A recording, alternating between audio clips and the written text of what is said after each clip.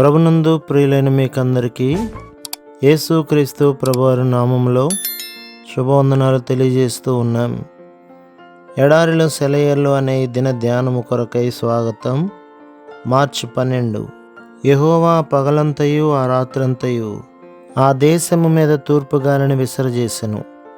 ఉదయముందు ఆ తూర్పుగాలికి మిడతలు వచ్చెను. కాబట్టి ఫరో మోషే అహరోనులను త్వరగా పిలిపించి, అప్పుడు యెహోవా గాలిని త్రిప్పి మహాబలమైన పడమటి గాలిని విసరజేయగా అది ఆ మిడతలను కొంచుకుపోయి ఎర్ర సముద్రంలో పడవేసెను. ఐగుప్తు సమస్త ప్రాంతములలో ఒక్క మిడతైనను నిలవలేదు. నిర్గమకాండం 10వ అధ్యాయం 13, 16, 19 వచనాలు. గడిచిన కాలంలో క్రూరుడైన ఫరోతో తన ప్రజల కోసం దేవుడు ఎలా పోరాడాడో చూడండి. మహాబలమైన పెనుగాలులు ప్రజల విమోచనలో పాలు పంచుకున్నాయి. ఆ బ్రహ్మాండమైన దేవుని బల ప్రదర్శనలో గర్విష్ఠులైన ఐగుప్తు ప్రజల అహంకారం మీద దేవుడు చివరగా ఒక చావు దెబ్బతీశాడు.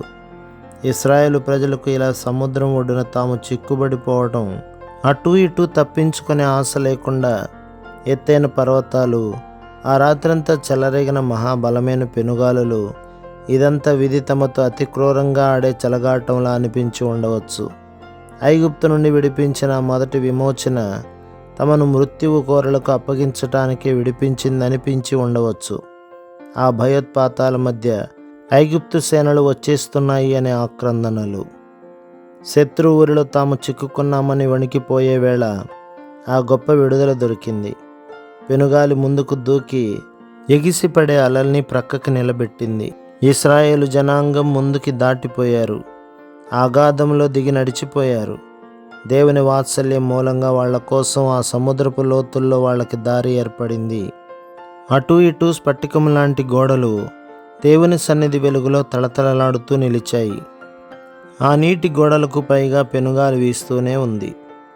ఆ రాత్రంతా ఆ గాలి అలా నీటిని నిలబెట్టే ఉంచింది.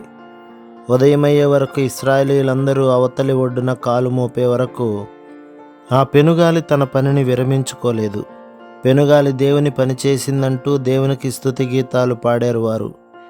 శత్రువు అనుకున్నాడు, వాళ్ళని తరుముతాను, వాళ్ళను కలుసుకుంటాను, దోపుడు సొమ్ము దక్కించుకుంటాను. అయితే నీవు నీ గాలిని విసరగొట్టావు. సముద్రం వారిని కప్పింది. వారు మహా అగాధమైన నీళ్లలో సీసంలాగా మునిగిపోయారు. ఒక రోజున దేవుని దయ వల్ల మనం కూడా స్ఫటిక సముద్రంపై నిలబడతాము. దేవుని వీణలు చేబూని దేవుని సేవకుడైన మోషే పాట పాడతాము. పరిశుద్ధులకి రాజువైన దేవా, నీ మార్గాలు న్యాయమైనవి అంటూ గొర్రెపిల్ల పాట పాడతాము. పెనుగాలులు మన విమోచనకి ఎలా తోడ్పడినాయో గుర్తు చేసుకుంటాము.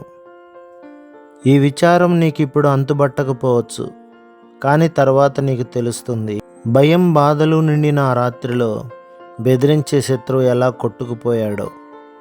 ఇప్పుడైతే జరిగిన నష్టాన్నే చూస్తున్నావు, కానీ చెడుతనం నీకు సంఖ్యలు వేయబోతుండగా ఈ నష్టం ఎలా నిన్ను కాపాడిందో తర్వాత చూస్తావు.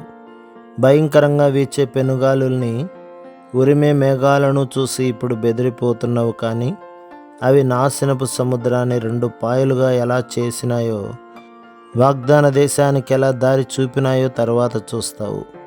ఉధృతంగా గాలి వీచిన, ఈదరగాలి విసిరిగొట్టిన నా మనస్సు మాత్రం ప్రశాంతంగా పాటలు పాడుతుంది. తరంగాలపై వెళ్ళేది నా దేవుడేనని, ఏ ఉపద్రవము రానే రాదని. ప్రభు మిమ్మును, మీ కుటుంబములను, మీ సంఘములను దీవించి ఆశీర్వదించునుగాక. ఆమేన్.